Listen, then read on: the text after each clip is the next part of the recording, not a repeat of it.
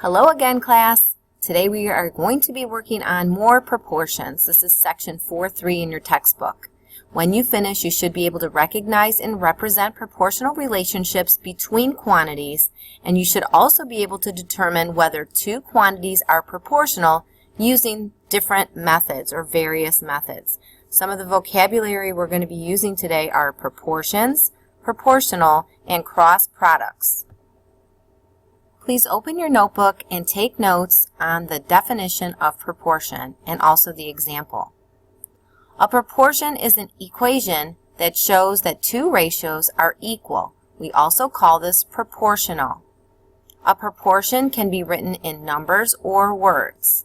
For example, we can say 1/2 is equivalent or equal to 3/6, or we can also say it in proportional terms such as 1 is to 2 as 3 is to 6. Proportions can also be shown in tables. For example, for every 2 homes, there are 4 TVs. In every 3 homes, there are 6 TVs. Please pause the video and take the notes. There are different methods to test to see if ratios are proportional, or in other words, form a proportion. The first method we're going to try is to write each ratio or fraction in simplest fraction form. All this means is to reduce the fraction. Let's look at the example from the book. The question on the survey was how many people out of each class saw a movie over the weekend. In Class A, 10 out of 24 students saw a movie. In Class B, 25 out of 60 students saw a movie. Obviously, Class B is bigger because it has 60 students. What we have to do now is reduce each fraction to simplest or lowest terms so we can compare more easily. To do that, we divide 10 and 24 both by the common factor of 2, and we get 5/12. In Class B, if we divide both the top and the bottom, the numerator and the denominator, by 5, we also get 5/12. Since both ratios are equal to 5/12, the ratios are proportional. Let's move on to method 2. This method we've practiced in class already. We're going to write each ratio in decimal form and then compare them. Let's look at Class A again. 10 out of 24 students saw the movie. This is the same as saying 10 divided by 24. When we do that on our calculators, we see that it equals 0.4167. When we also look at Class B, 25 out of 60 students saw the movie. That's the same as taking 25 divided by 60 to turn it into a decimal, which is 0.4167. We can see that the decimals are equivalent, so the ratios are also equivalent, equal, or proportional. The third method we're going to use today is to use cross products to compare ratios. Do the ratios in each pair form a proportion? In other words, are they proportional? Let's look at an example. Is 6/8 proportional or equal to 9/12? That's a question we have to ask ourselves right now.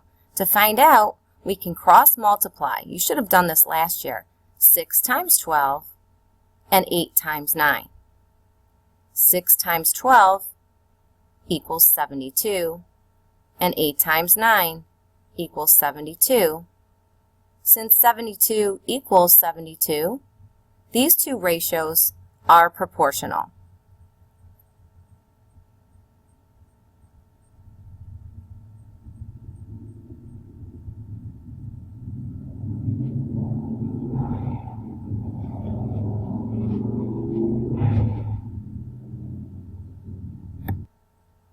Here's another example. Is 7/8 proportional to 55 over 65? If we cross multiply 7 times 65, if you do that on your calculators, you'll find that it equals 455. If we cross multiply 8 times 55, we get 440. 440 does not equal 455. So 7/8 is not proportional to 55 over 65.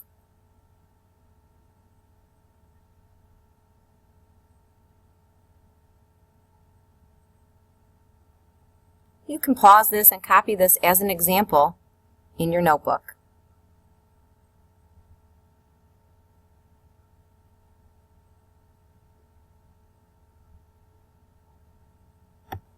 Now you're going to try two problems from our book, Quick Check, page 138.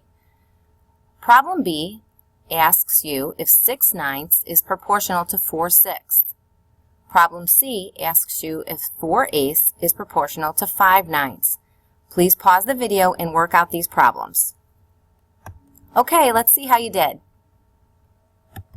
Is 6/9 proportional to 4/6? Multiply 9 times 4 and you get 36. Cross multiply 6 times 6 and you also get 36. Your answer should have been that yes, these two ratios are proportional. Now let's look at C. If we cross multiply 8 times 5, we get 40. And cross multiply 4 times 9, we get 36. Those two numbers are not equal, so those two ratios are not proportional. Now let's watch a Braining Camp video to learn more about proportions. Did you know that about 13 out of 20 people can roll their tongue?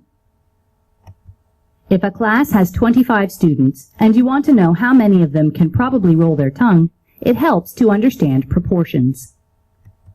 A proportion is an equation stating that two ratios are equivalent. The proportion 1/4 equals 3/12 means that the ratio 1 square to 4 stars is equivalent to the ratio 3 squares to 12 stars. See if you notice something interesting when you multiply the first term of each ratio by the second term of the other ratio. As you can see, 4 times 3 is 12, and 1 times 12 is 12, so these two ratios are proportional.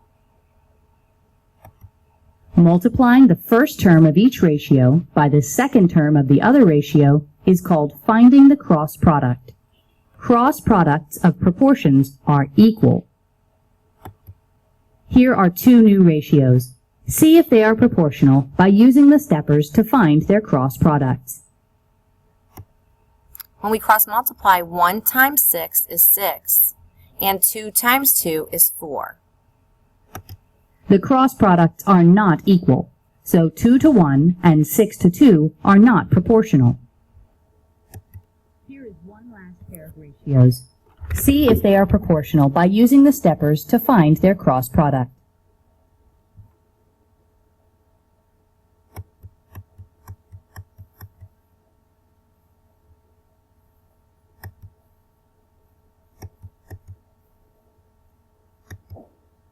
This time the cross products are equal, so 2 to 1 and 6 to 3 are proportional.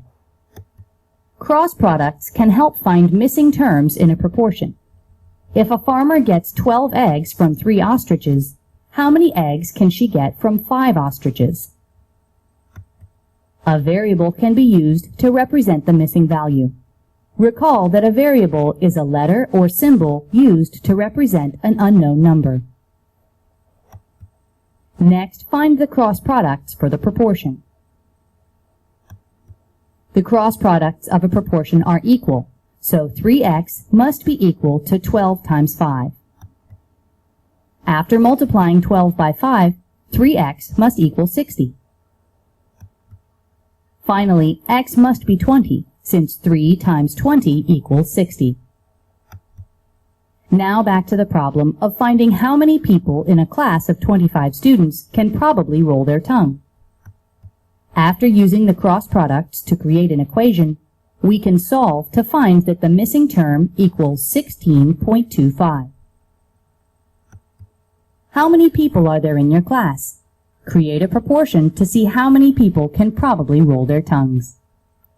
The first one tomorrow that can remind me that we are going to do this problem and see who can roll their tongues will get a piece of candy. See you tomorrow.